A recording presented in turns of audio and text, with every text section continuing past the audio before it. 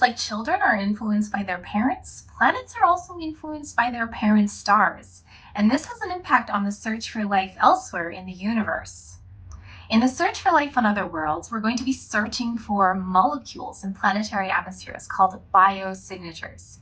Biosignatures are remotely observable signs of life that we can see with our telescopes.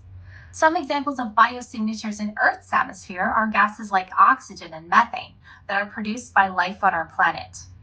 But in the search for life and these biosignatures on other worlds, we have to remember that stars have a major role to play, because starlight can actually change the composition of planetary atmospheres through a process called photochemistry.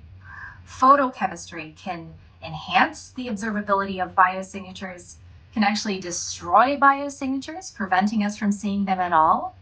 And photochemistry could even generate the production of false biosignatures.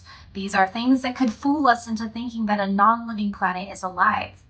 And so when we're trying to interpret potential signs of life on planets outside of our solar system, we'll need to carefully measure the light from every star that these potentially habitable worlds are orbiting to understand whether these potential biosignatures we might see could be truly from life.